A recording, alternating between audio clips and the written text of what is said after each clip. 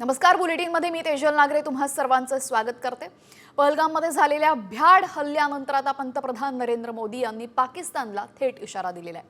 पहलगाम हल्ला हा भारत मातेच्या आत्म्यावर झालेला हल्ला आहे आणि या हल्ल्यानं देश शोकसागरात बुडालाय।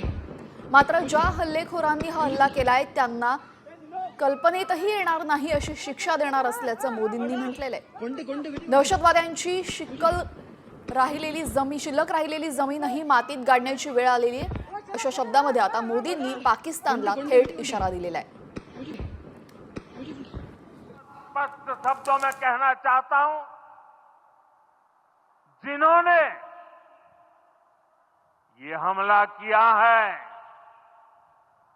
उन आतंकियों को और इस हमले की साजिश रचने वालों को उनकी कल्पना से भी बड़ी सजा मिलेगी। सजा मिलकर के रहेगी। अब आतंकियों की बची खुची जमीन को भी मिट्टी में मिलाने का समय आ गया है।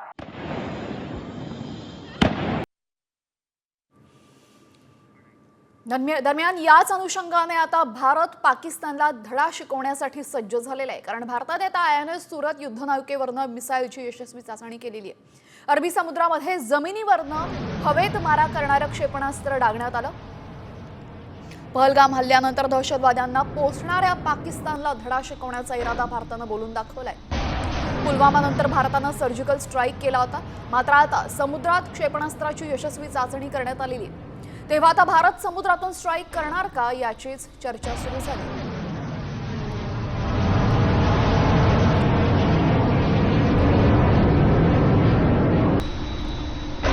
भारताने पाकिस्तानची पाणीकोंडी करत सिंधू जलवाटप कराराला स्थगिती दिलेली आहे। हा पाकिस्तानसाठी सर्वात मोठा दणका मानला जातो, कारण पाकिस्तानची अर्थव्यवस्था ही सिंधू नदीवर अवलंबून आहे। दरम्यान सिंधू करार रद्द केल्यामुळे पाकिस्तानवर नक्की काय परिणाम होणार आहेत त्यावर एक नजर टाकूयात। तर सिंध आणि पंजाब प्रांतामध्ये पाण्याची भीषण टंचाई यामुळे निर्माण होईल। दहशतवादी हल्ल्यानंतर त्यांचं पाणी आपण बंद करणार आहोत। पाकिस्तानमधील बहुतांश शेती सिंधू नदीच्याच पाण्यावर आधारित आहे। दरम्यान सिंधूच्या प्रवाहातून पाकिस्तानमध्ये जलविद्युत प्रकल्प चालवले जातात, त्यामुळे ऊर्जा निर्मितीमध्ये अर्थातच घट होईल। आर्थिक झळ त्यांना सहन करावी लागेल। पाकिस्तानमधील महत्त्वाचे उद्योगधंदे सिंधूच्या पाण्यावर अवलंबून आहेत।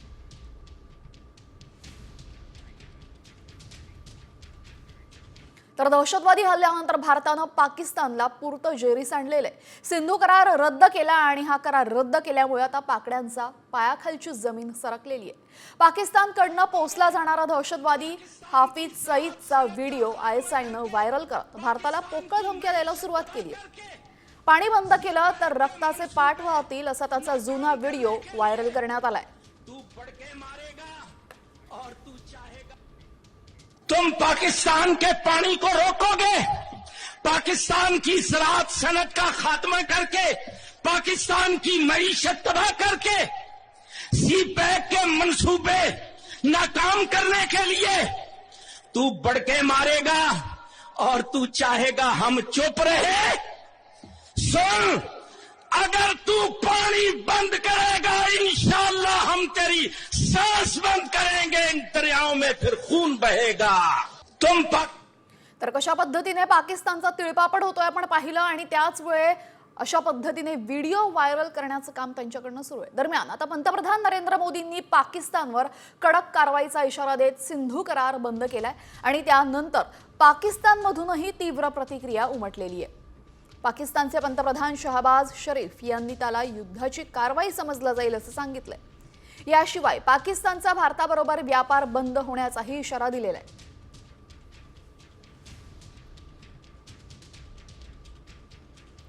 भारतानं पाकिस्तानचं पाणी बंद केल्यानंतर आता पाकिस्तानचाही थैथयाट होताना पाहायला मिळतोय।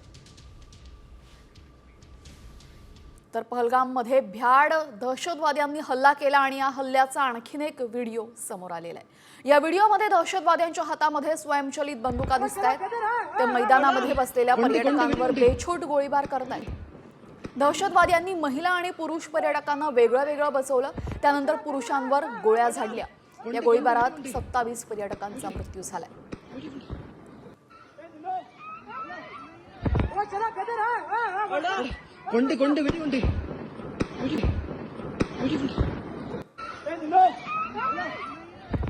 दरम्यान डोंबिवलीतील संजय लेले त्यांच्या कुटुंबियांसोबत दहशतवाद्यांनी गोळ्या झाडून हत्या केली। धर्म विचारून लेलेंवर गोळ्या झाडल्या। त्यांच्या मुलाच्या तोंडूनच ऐका थरकाप उडवणारी आपबीती। को वो अलग हो जाए और मुस्लिम को वो अलग हो जाए। उन्होंने फिर बताया मतलब वहाँ पे उन्होंने हम में से किसी ने कोई हलचल नहीं की और फिर उन्होंने ये किया कि वापस पूछ रहे हिंदू कौन है और मुस्लिम कौन है। तो मेरे जो मामा है हेमंत जोशी, उन्होंने सिर्फ उनसे बात करने की कोशिश की, हमें जाने दीजिए हम कुछ नहीं करने वाले हैं। तो उनको सीधा गोली मार दी उन्होंने इतना बोलने के लिए। फिर मेरे जो दूसरे मामा है अतुल, उन्होंने इन दोनों को गले लगाया कि इन्हें छोड़ दीजिए, इन्हें जाने दीजिए। तो उन्हें बोला कि तुम बाजू में हट जाओ वरना आपको भी मार देंगे। पर उन्होंने बाजू नहीं हुए, वो इनसे ही चिपके रहे। तो उनको कैसे करके पेट में गोली मार दी उन्होंने। फिर उनको और फिर उन्होंने वापस पूछा कि हिंदू कौन है और मुस्लिम कौन है। तो मेरे पिताजी है संजय लेले, उन्होंने हाथ ऊपर करने की कोशिश की तो उनको सिर में गोली मार दी उन्होंने और मेरा हाथ उनके सिर के पास था। तो मुझे वो गोली छू के चली गई और उनके सर में गई। इसलिए तर आपल्यासोबत काय घडलं हे त्यानं सांगितलं। यासोबतच पहलगाममध्ये कोणतीही सुरक्षा नव्हती असं हर्ष लेलेनं म्हटलेलं आहे। तसंच हल्ल्यावेळी दहशतवाद्यांनी कॅमेरे लावलेले होते असं सुद्धा हर्ष लेलेनं सांगितलंय।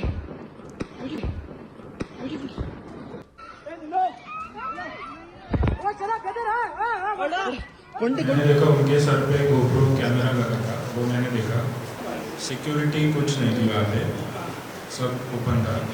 उन्होंने ये क्वेश्चन पूछा हिंदू अलग हो जाए और मुस्लिम अलग हो जाए, फायरिंग की और निकल गए। बाकी कुछ नाही बोललो। देशाला एवढंच सांगेन की आमच्या पाठीशी राहा आणि गव्हर्नमेंटला सांगेन की यांना कठोरात कठोर शिक्षा द्या सगळ्या आतंकवाद्यांना। आणि यामुळे आता पर्यटकांची संपूर्ण सुरक्षा ही वाऱ्यावर होती का असा प्रश्न यामुळे उपस्थित झालेला आहे। दरम्यान याच हल्ल्यामध्ये जगदाळेंचा सुद्धा मृत्यू झाला। जगदाळेंच्या मुलीने पहलगाममध्ये घडलेला संपूर्ण प्रसंग सांगितला। मन सुन्न करणारा हा प्रसंग ऐकून तुमच्याही अंगावर काटा, डोळ्यात पाणी आणि त्या नराधमांविषयी प्रचंड चीड आल्याशिवाय राहणार नाही।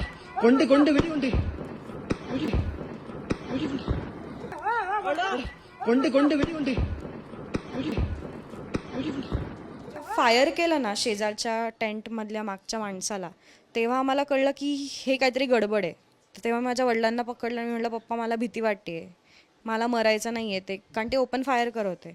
माझे वडील बोलले तू काळजी नको करू, आपल्याला काय नाही होणार। तर त्या माणसाने पप्पांना डायरेक्ट बोलला ए चौधरी तू उठ बाहेर आ। त्यांनी टेंटच्या मागून त्यांना बाहेर काढलं मोकळ्या मैदानात आणि त्याला बोलले की तुम लोगों ने ना मोदी को सर पे चढ़ा के रखा है, तुम लोगों की वजह से। आणि ते बंदूक सारखं हलवत होता, तो असं घाबरवत होता आणि आम्हाला धाकधूक की आता हा काय करतो आणि तू मुसलमान हो की असं विचारलं। त्याच्यावर माझ्या वडिलांनी काही प्रतिक्रिया नाही दिली। ते म्हणले बोल अजान बोल। तर माझे वडील बोलले आप जो बोलोगे मैं करता हूँ, आप कुछ भी बोलो। आणि असं म्हणून अजान नाही आहेत म्हणून त्यांनी गोळ्या घातल्या। तर एक गोळी त्यांनी डोक्यावर घातली, एक कानातून म्हणजे कानाच्या शेजारून इथून गेली आणि एक इथे छातीला लागलेली। 3 बुलेट्स त्यांनी बॅक टू बॅक फायर केला आणि माझे वडील एका झटक्यात खाली पडले। नंतर ते आमच्याकडे वळले तर माझ्या समोर जे गणबोटे काका होते ते झोपले होते पालथे, त्यांना इथून गोळी घातली। ती त्यांच्या डोळ्यातनं तर उठले नाही, तर त्याला उठला नाही म्हणून लाद घातली पहिले आणि मग नंतर मागून बुलेट घातली तर ती त्यांचा डोळा फुटला पूर्ण आणि नंतर पाठीवर आणि आणखी 2 ठिकाणी त्यांना बुलेट्स मारल्या। आमच्या शेजारी लागूनच माझ्या शेजारी एक आजोबा बसले होते, त्यांनी मला असं मागून धरलं होतं कारण ते खूप घाबरले होते आणि मी माझ्या आईच्या डोक्यावर टिकली होती आणि माझ्या समोर ज्या गणबोटे काकू होत्या त्यांच्या पण डोक्यावरची टिकली त्याला समजायच्या आधी काढून टाकली आणि मी म्हटलं तुम्ही आम्ही अल्लाहू अकबर बोललो होतो, आम्ही रेहम करो असं ओरडत होतो तिकडे, कारण ती सिच्युएशन आम्हाला तेव्हा जे लोक आजूबाजूचे करत होते आम्ही त्यांना कॉपी करत होतो त्या मुवमेंटला आणि मग त्यांनी आमच्या शेजारी पण जी फॅमिली होती तिथल्या 2 लोकांना बुलेट फायर केला, फक्त त्या म्हाताऱ्या आजोबांना नाही केलं काही. आणि मग तो पळून गेला तिथनं. ते हात जोड़े होते की क्या हुआ सर, हमने क्या किया आपको, ऐसा ऐसा. हाँ तुम लोगों ने ही मोदी को सर पे चढ़ा के रखा है, तुम लोगों की वजह से हमारा मजहब खराब हो रहा है, हम लोग बदनाम हो रहे हैं, तुम लोगों ने वीडियोस बना के वायरल किए की हम आपके औरतों को और बच्चों को मारते हैं आणि तुम मुसलमान हो क्या असं विचारलं. त्याच्यावर माझ्या वडिलांनी काही प्रतिक्रिया नाही दिली. ते म्हणले बोल अजान बोल. तर माझे वडील बोलले आप जो बोलोगे मैं करता हूँ, आप कुछ भी बोलो. आणि असं म्हणून अजान नाही आहे म्हणून त्यांनी गोळ्या घातल्या.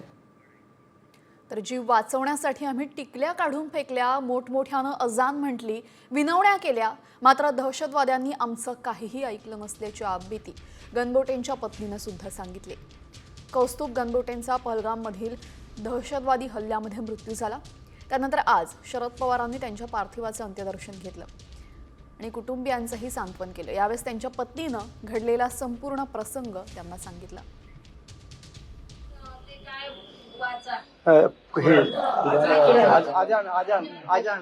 आम्ही सगळ्या लेडीज होतो तिथं, तर सगळ्यांनी मोठमोठ्यांनी आजान म्हटली, तर त्याने आमच्या माणसांना मारलं.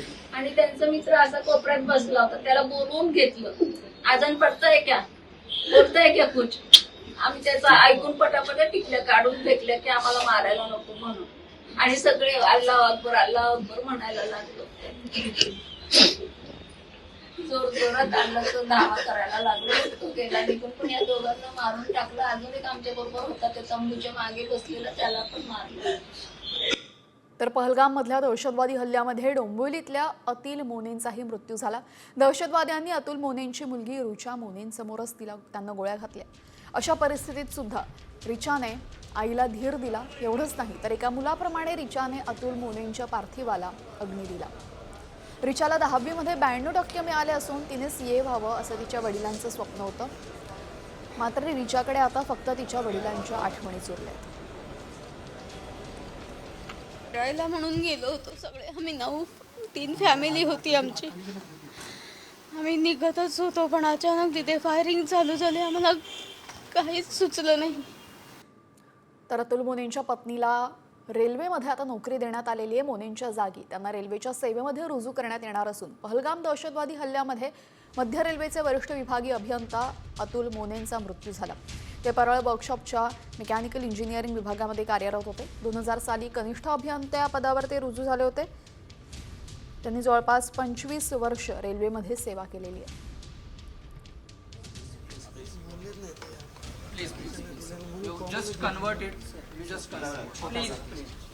तर या सर्व हल्ल्यामध्ये पहलगाम हल्ल्यातील अनेक जखमींशी फडणवीसांनी संवाद साधला. हल्ल्यातील जखमींची फडणवीसांनी विचारपूस केलेली. गिरीश महाजनांच्या फोनवरनं त्यांनी हा संपर्क साधलेला आहे. पाहूयात. गोळी आत लागून निघालेली आहे, हड्डी तोडून. तिथे उभा आहे आणि तिथे पेशंट तिकडे आहेत आणि डॉक्टर आहेत. डॉक्टर आहे तिथे, त्यांनी ऑपरेशन केलं. एक ऑपरेशन झालं, अजून 2 ऑपरेशन छोटे मायनर बाकी आहेत. हां हां हां हां तर समर्थ कृपाळून वाचलो. हो, समर्थ कृपाळून वाचलो.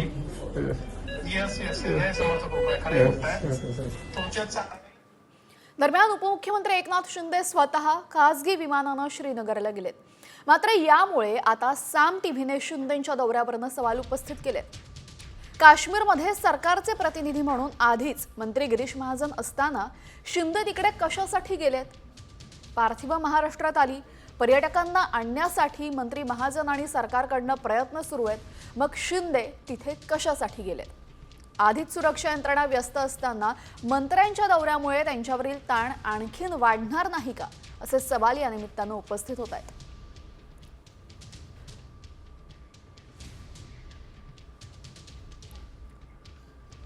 तर उपमुख्यमंत्री एकनाथ शिंदे यांचं काश्मीरमध्ये जाण्याची गरज नेमकी काय? मंत्री गिरीश महाजन असताना शिंदेंना जाऊन काय मिळणार आहे? शासनाचे प्रमुख म्हणून मुंबईतून सूत्र हलवता आली असती तर अगोदरच सुरक्षा यंत्रणेवर असलेला ताण वाढवण्याची काय गरज होती? नेते आणि मंत्र्यांना आचारसंहितेची गरज आहे की नाही? दरम्यान सरकारमधील घटक पक्ष कुरघोडीच्या वादामध्ये राज्याचं हसं करतंय अशी टीका संजय राऊतांनी केलेली आहे. उपमुख्यमंत्री एकनाथ शिंदे काश्मीरमध्ये गेल्यावरनं राऊतांनी निशाणा साधला आणि सरकार म्हणून त्या ठिकाणी वन विंडो सिस्टीम असायला हवी असं त्यांनी म्हटलेलं आहे. गिरीश महाजन यांना जर सरकारतर्फे पाठवलं असेल मुख्यमंत्र्यांनी, तर दुसरं कोणी तिकडे जायची तशी गरज नाही. तुम्ही महाराष्ट्रातल्या सरकारमध्ये जे वाद आहेत ते दाखवताय. आम्ही सगळे सर्वपक्षीय बैठकीला मान्यता देतो आहोत. विरोधी पक्ष आणि सरकार आम्ही एक आहोत असं सांगतो आहोत या प्रश्नावर. पण महाराष्ट्रात सरकारमधलेच घटक पक्ष काश्मीरच्या या दुःखद प्रसंगी कुरघोडी आणि श्रेयवादाच्या लढाईमध्ये महाराष्ट्राचं हसं करताय. दरम्यान शिंदेंच्या शिवसेनेचे खासदार नरेश म्हस्के आता वादग्रस्त वक्तव्यामुळे नव्या वादात सापडलेत. जे लोक कधीच विमानात बसले नाहीत त्यांना एकनाथ शिंदेंनी विमानात बसवून आणलं असं वादग्रस्त विधान म्हस्केंनी केलंय. मुळात काश्मीरमध्ये असलेले पर्यटक महाराष्ट्रातून काही पायी गेले नव्हते, ते विमानामधूनच तिकडे गेले होते. त्यामुळे अशा संकटाच्या काळामध्ये त्यांना विमानातून घेऊन येणं म्हणजे उपकार नाही तर तुमची जबाबदारीच असल्याचं सत्ताधाऱ्यांनी म्हटलं. सत्ताधाऱ्यांची जबाबदारीच आहे. त्यामुळे म्हस्केंनी परिस्थितीचं भान ठेवून संवेदनशीलता दाखवायला हवी होती. त्यामुळेच म्हस्केंविरोधात आता संतप्त प्रतिक्रियाही उमटू लागलेल्या आहेत. आणि तुम्हाला माहित आहे का, त्यामधील जवळजवळ 45 लोक असे आहेत, वर्धा आणि नागपूरचे लोक आहेत, की रेल्वेने त्या ठिकाणी गेले होते. अतिशय वाईट परिस्थिती आहे. सीआरपीएफच्या कॅम्पमध्ये राहत होते असे 45 लोक आहेत ना, त्यांनी आयुष्यामध्ये कधीही विमानात बसले नव्हते. त्या लोकांना विमानाने आणण्याची व्यवस्था एकनाथ शिंदे साहेबांनी केलेली आहे. तुम्हाला मिरच्या झोंबतात. तर खासदार नरेश म्हस्के यांनी हे असंवेदनशील विधान केलेलं आहे. विमानाने आणणं उपकार नाही तर तुमची जबाबदारीच आहे. विमान न पाहिलेल्यांना आम्ही विमानानं आणतोय असं विधान यावेळेस नरेश म्हस्के यांनी केलेलं होतं. आणि इतक्या कठीण प्रसंगामध्ये अशा पद्धतीनं असंवेदनशील विधान करणं खरंच शोभतं का असा संतप्त सवाल सध्या उपस्थित झालेला आहे सर्वांकडे. मुख्यमंत्री एकनाथ शिंदे हे काश्मीरमध्ये गेले दरम्यान त्यावरनं सुद्धा आता टीका झालेली आहे. तर पहलगाममध्ये झालेल्या हल्ल्यानंतर भारतीय जवानांकडनं परिसरामध्ये सर्च ऑपरेशन सुरू आहे. हल्ल्यानंतर आता भारतीय जवान सतर्क झाले असून जवान दहशतवाद्यांचा शोध घेत आहेत. भारत पाकिस्तानला जशास तसं उत्तर देण्याच्या तयारीत असून या संपूर्ण परिस्थितीचा आढावा घेतलेला आहे आमच्या प्रतिनिधी वैदेही गाणेकर यांनी. पाहूयात.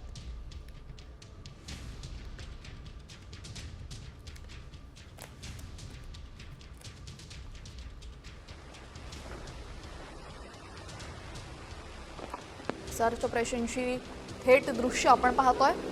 पहलगाममध्ये झालेल्या हल्ल्यानंतर आता भारतीय लष्कराकडनं तिथे सर्च ऑपरेशन सुरू झालेलं आहे. साम टीव्हीचा ग्राउंड झिरो रिपोर्ट आपण पाहतोय. साम टीव्ही त्या ठिकाणी पोहोचलेल्या आणि तिथल्या प्रत्येक घडामोडी तुमच्यापर्यंत पोहोचत आहेत. दहशतवादी हल्ला झाला, अनेकांचा मृत्यू झाला, अनेक जण जखमी आहे, काही प्रवासी पुन्हा त्यांच्या घरी परतलेले आहेत. मात्र दहशतवादी तिथेच कुठेतरी लपून बसले आणि असा भ्याड हल्ला पुन्हा एकदा होण्याची शक्यता आहे. त्यामुळे अशा दहशतवाद्यांना पकडून त्यांना ठेचलं पाहिजे अशीच प्रतिक्रिया संपूर्ण देशभरातून उमटली आणि म्हणूनच हे सर्च ऑपरेशन आता सुरू झालेलं आहे. हल्ल्यानंतर बैसरांचा संपूर्ण परिसर जो आहे तो पोलिसांनी आपल्या अधिपत्याखाली घेतलेला बघायला मिळतोय. आर्मी, सीआरपीएफ आणि पोलिसांचे हे जवान जे आहेत ते संपूर्ण या परिसरामध्ये मोठ्या प्रमाणात गस्ती घालताना बघायला मिळतात. आपण बघतोय की मोठा हा परिसर आहे. अगदी 3 किलोमीटर हा दहशतवादी हल्ला ज्या ठिकाणी झाला तो 3 किलोमीटरचा परिसर लांब असला तरी या ठिकाणी मोठ्या प्रमाणात जे आहे ती पोलिसांची गस्ती ही वाढवलेली पाहायला मिळत आहे. सर्च ऑपरेशन जे आहे ते मोठ्या प्रमाणात सध्या बघायला मिळत आहे. आपण बघतोय की आर्मी आणि सीआरपीएफ आणि पोलीस जवान जे आहेत ते अगदी संगनमतानं या ठिकाणी एक आपलं ऑपरेशन राबवताना पाहायला मिळत आहेत. ज्या ठिकाणी हा संपूर्ण परिसर जो आहे तो सॅनिटायझिंग करणं हे खरं तर त्यांचं टार्गेट आहे आणि त्यासाठी हे आर्मी आणि पोलिसांचे जवान जे आहेत ते तैनात असलेले बघायला मिळतात. आपण बघतोय की हे सगळे जवान जे आहेत ते सध्या या ठिकाणी तैनात असलेले पाहायला मिळत आहेत. 48 तासांचं हे टार्गेट आहे आणि त्यासाठी ज्या ठिकाणी हा दहशतवादी हल्ला झाला त्या ठिकाणी कोणालाही जायला आता परवानगी दिली नाहीये. त्याच्यामुळे एकूण जर बघितलं तर पोलिसांच्या वरिष्ठ अधिकाऱ्यांनी खरं तर एक महत्त्वाची बैठक त्या ठिकाणी घेतली होती. अजूनही रक्ताचे डाग त्या ठिकाणी आहेत, अजूनही सिलेंडर जे आहेत ते मोठ्या प्रमाणात फेकलेले त्या ठिकाणी आहेत. त्याच्यामुळे त्या परिसरामध्ये जायला कोणालाही परवानगी नाही. मात्र परिसर जो आहे तो सुरक्षित करणं हे देखील एक महत्त्वाचं टार्गेट आहे आणि त्यासाठी मोठ्या प्रमाणात हे सर्च ऑपरेशन आणि सॅनिटायझिंग ऑपरेशन जे आहेत ते सध्या या ठिकाणी राबवत असलेलं बघायला मिळतंय. कॅमेरापासून गणेश कानडेसह वैदेही काणेकर, साम टीव्ही न्यूज, बैसननेर. तर आता आपण पाहतोय सर्च ऑपरेशन सुरू आहे. मात्र आधीपासूनच जर सुरक्षा व्यवस्था चांगल्या पद्धतीने तैनात असते तर आज या सर्व पर्यटकांचा जीव वाचला असता. आता भारतानं पाकिस्तानवर हल्ला केला पाहिजे अशी मागणी अंबादास दानवेंनी केली. भारताने 27चा बदला 54 मारून घेतला पाहिजे अशी संतप्त प्रतिक्रिया दानवेंनी दिलेली आहे.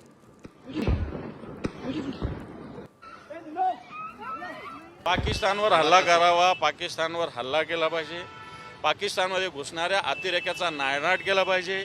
एकही पाकिस्तानी या हिंदुस्थानात आला नाही पाहिजे, एकही बांगलादेशी आला नाही पाहिजे, क्रिकेट खेळलं नाही पाहिजे, फुटबॉल खेळलं पाहिजे, पाकिस्तानचा माल सुद्धा या भारतात आला नाही पाहिजे. 27 त्यांनी मारले, 27चा बदला 54 घेतला पाहिजे भारताने. नागपूरमधील सिमरन रूपचंदानी आणि त्यांचे कुटुंबीय पहलगामच्या हल्ल्यातून अगदी थोडक्यात वाचलेले. सुटीचा आनंद घेण्यासाठी नागपूरमधील हे कुटुंब पहलगामला गेलं होतं. मात्र दहशतवाद्यांनी पहलगामवर अचानक हल्ला केला आणि हे कुटुंब अगदी थोडक्यात या हल्ल्यातून बचावलेले. आपला जीव मुठीत घेऊन ते सुखरूप परतले असून दरम्यान पहलगाम हल्ल्यावेळी अनुभवलेला थरार रूपचंदानी यांनी सांगितलेला आहे. पाहूयात. ऐसा एहसास नहीं होता कि 5 मिनट के बाद ये सब यानी इतना माहौल बदल जाएगा. और मेरी लक थी कि हम एंजॉय करके एग्जिट गेट जो है 15 फीट चौड़ा है, ग्रीन गेट था, और लगभग 60-70 फीट लंबा है, और उसके आगे जाने के बाद सिर्फ 4 फीट का दरवाजा हो जाता है बाहर निकलने के लिए जंगल की तरफ.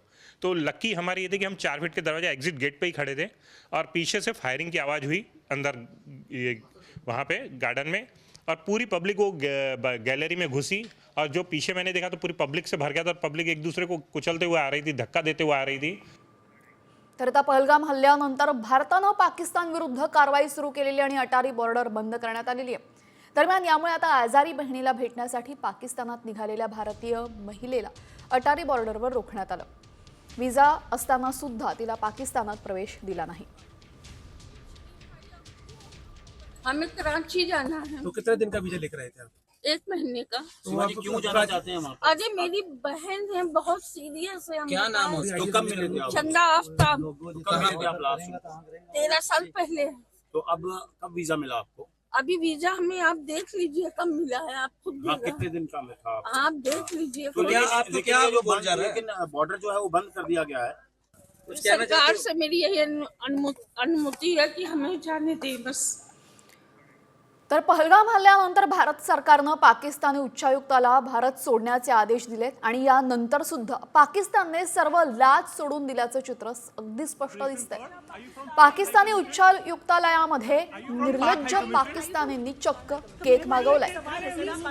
दरम्यान केक घेऊन जाणारा माणूस कॅमेऱ्यात कैद झाला असून आज पाकिस्तानी उच्चायुक्तांचा भारतामध्ये शेवटचा दिवस आहे आणि एवढा कारवाईचा बडगा उगारून सुद्धा पाकिस्तानचा माज हा कमी झालेला नाहीये. Cake for what is the celebration for? Are you from Pak High Commission? Sir, are you from Pak High Commission? तर पहलगाम हल्ल्यानंतर जम्मू काश्मीरमध्ये अडकलेल्या 75 पर्यटकांची पहिली तुकडी मुंबईमध्ये परतलेली आहे. विशेष विमानानं पर्यटक मुंबईमध्ये पोहोचले. मुंबई विमानतळावर त्यांचं स्वागत करण्यात आलं, तर उर्वरित पर्यटक लवकरच मुंबईमध्ये परततील.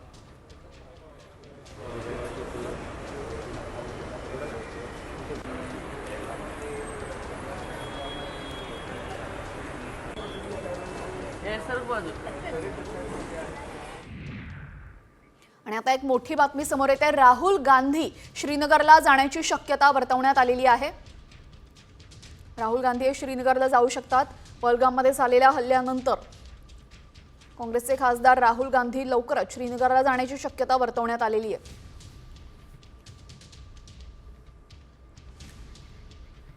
राहुल गांधी आता श्रीनगरला जाण्याची शक्यता सूत्रांनी वर्तवली असून राहुल गांधी यांचा दौरा नक्की कधी सुरू होईल हे पाहणं महत्त्वाचं ठरेल. पाकिस्तानी अभिनेता फवाद खान याने अभिनय केलेला अबीर गुलाल हा चित्रपट भारतामध्ये प्रदर्शित होऊ दिला जाणार नाहीये. माहिती आणि प्रसारण मंत्रालयाच्या सूत्रांनी या संदर्भात माहिती दिली आहे. आधीच अबीर गुलाल या चित्रपटावरनं मोठा वादंग होता, कारण की पाकिस्तानी फवाद त्यामध्ये होता आणि त्यानंतर झालेला हा संपूर्ण हल्ला, त्यानंतर अर्थातच अबीर गुलाल सिनेमावर बंदी घालण्यात येणार आहे.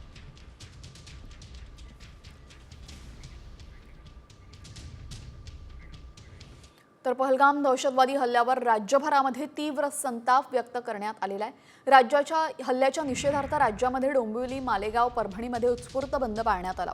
डोंबिवलीमध्ये व्यापाऱ्यांनी आपली दुकानं बंद ठेवली, त्यामुळे बाजारपेठांमध्ये शुकशुकाट पाहायला मिळाला. तिकडे मालेगावमध्ये सुद्धा हिंदुत्ववादी संघटनांनी बंद पुकारला, तर बंदला चांगला प्रतिसाद मिळालेला आहे. परभणीत सुद्धा कडकडीत बंद आहे. संध्याकाळी मोर्चा काढण्यात येणार आहे. डोंबिवली, मनमाड आणि परभणीमधली हे दृश्य आपण पाहतोय.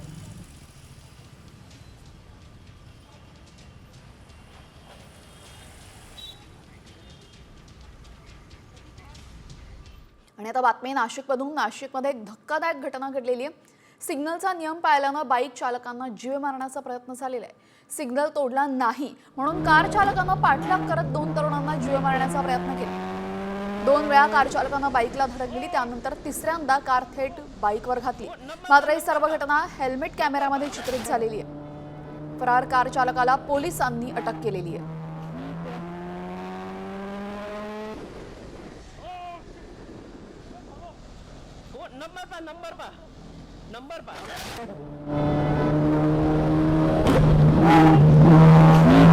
बातमी मुंबईमधून. पावसाळ्याआधी मुंबईतील नालेसफाई वेगानं सुरू आहे. विशेष AI टेक्नॉलॉजीचा यंदा नालेसफाईसाठी वापर करण्यात येणार आहे. या कामांची मनपा प्रशासक गगराणी पाहणी करणार असून 31 मे पर्यंत नालेसफाई पूर्ण होईल असा विश्वास त्यांनी व्यक्त केला. तर 30% नालेसफाई पूर्ण झाली आहे. गगराणी यांनी पाहणी केलेली आणि AI टेक्नॉलॉजीचा वापर नालेसफाईसाठी करण्यात येणार आहे. या नालेसफाईमध्ये यावर्षी आपण मुख्यमंत्र्यांनी दिलेल्या आदेशाप्रमाणे AI टेक्नॉलॉजीचा वापर केलेला आहे. त्याच्यामुळं कुठला नाला प्रत्येक दिवशी किती साफ होतो, तो गाळ कसा उचलला जातो, तो टिप्परमध्ये किंवा ट्रकमध्ये कसा भरला जातो आणि त्याच्यानंतर त्याची वाहतूक कशी होती, याचं पूर्णपणे जिओ टॅगिंग, जिओ मॉनिटरिंग केलं जातं. आणि हे सर्व माहिती जी आहे, ही सगळी माहिती सर्व मुंबईकरांना बघण्यासाठी उपलब्ध आहे.